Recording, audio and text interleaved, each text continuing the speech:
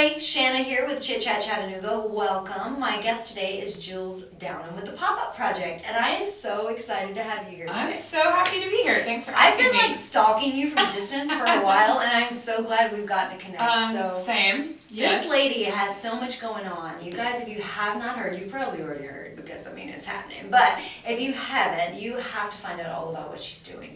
But I wanted to start by talking just a little bit about you, Jules. I wanted to find out, are you from Chattanooga, or did you migrate here like some of us? So I'm actually from a little town about 45 minutes away called Whitwell.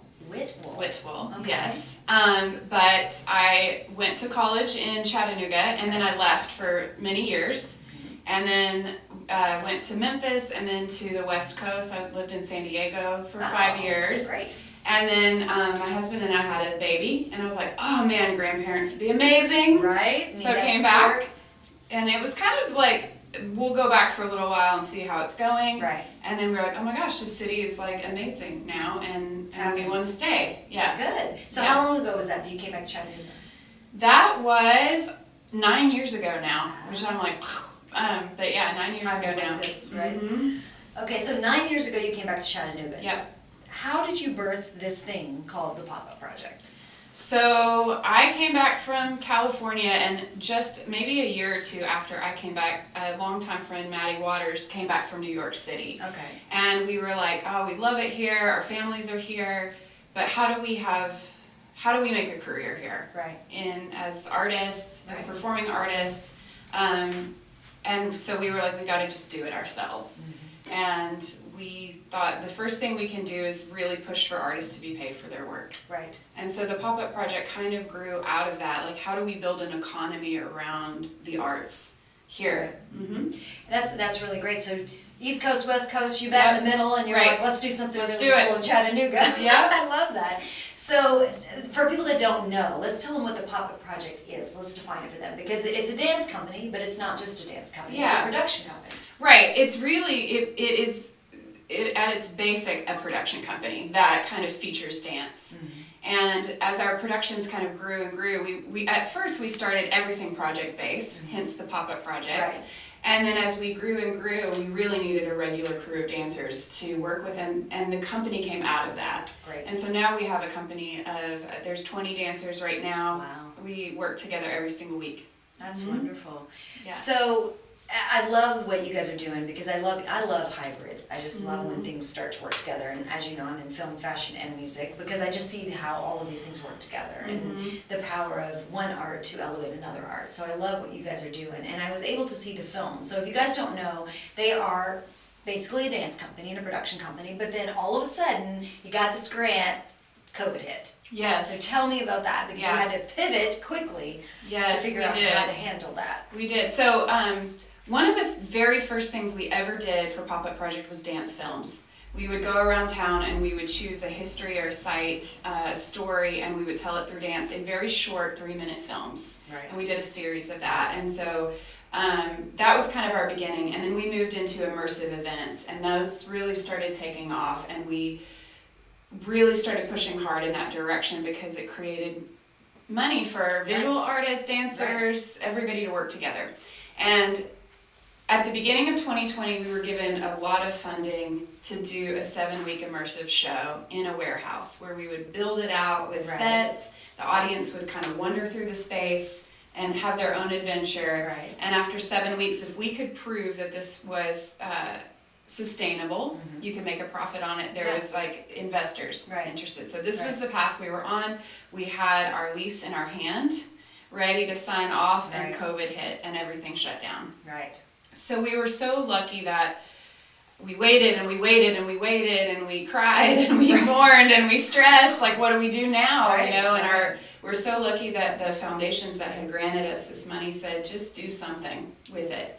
And we thought, the reason we started was to pay artists, let's do it. And what we know we can do safely is film. Yes. So, so anyway, that was a really long answer to your question. No, but that's a journey, and this is the thing about COVID that I think, and you and I talked about this a little bit the other day, it's just like, we've all had to make changes and adjustments. It's been such a season of having to okay, I can't do what I wanted to do. I Yeah. can't do what I normally do, Right. or what I planned to do. I've got to do something else. And, the people who have come out of COVID successfully were the people that were able to make a quick change and adjust and were resilient. They didn't just, yes, we all cried, but we didn't just sit in the corner and cry. Right. We went, okay, what do we do next? Right. How do we do this? And so, kudos to you guys for adjusting, and to your sponsors for saying, yes, do what you can within the new parameters. It was a new game. Nobody knew when COVID was going to end. Right. Nobody knew we'd be here this long later going, Yeah.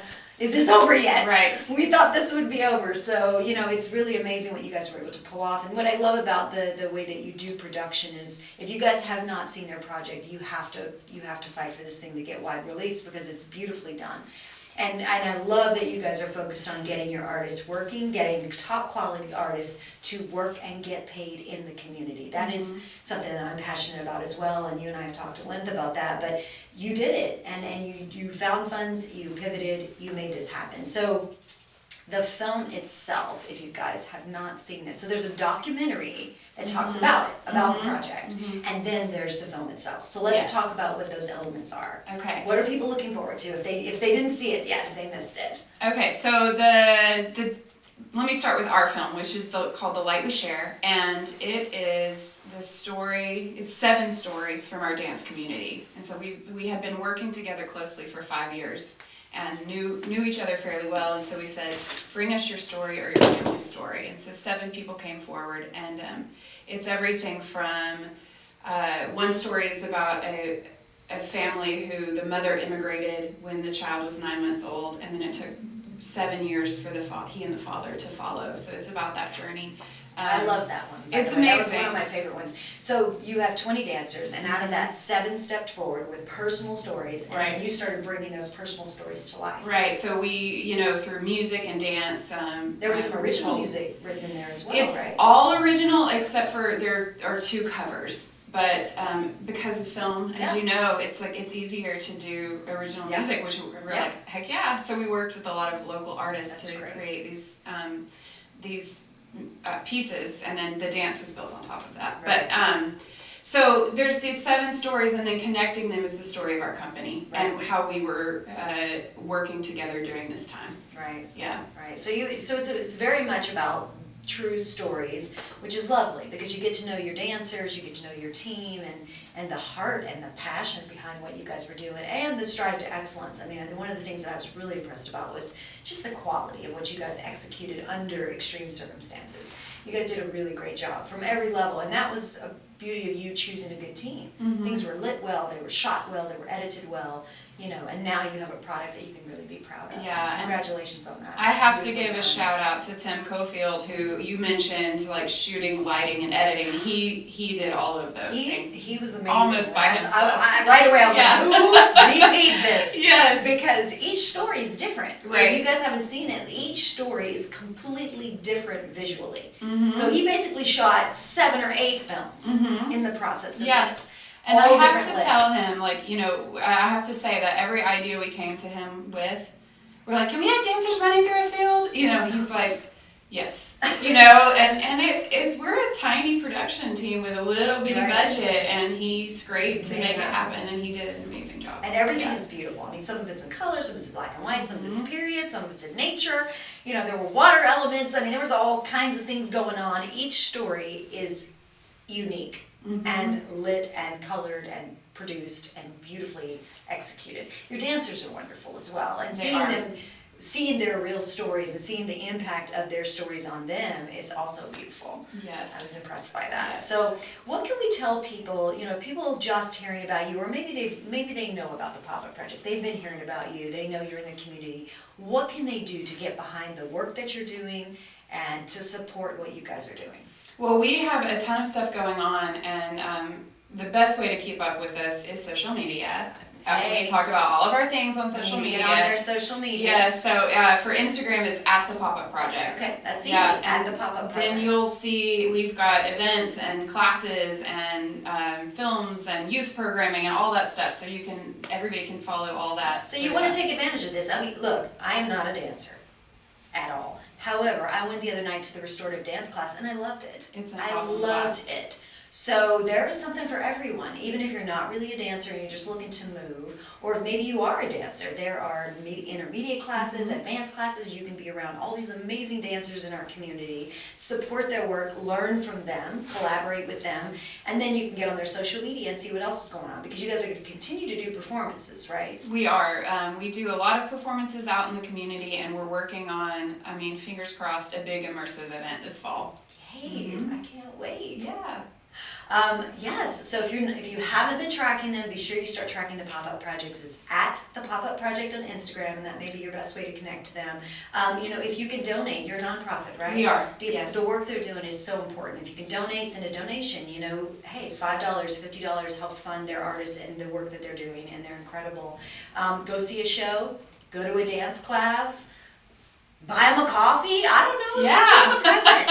And Maddie's amazing. Let's talk about Maddie. Let's talk about Maddie enough. So Maddie came into this and helped you do all of this. Yes. She's amazing. In the film, she's pregnant, and she is just hustling. Yes, she is. Women are so resilient. Yes, absolutely. So Maddie and I co-founded the organization together, and we work so closely together. I get called Maddie all the time. She would get called Jules all the time. People thought we were married. Because you never saw one without the other. And I was like, okay.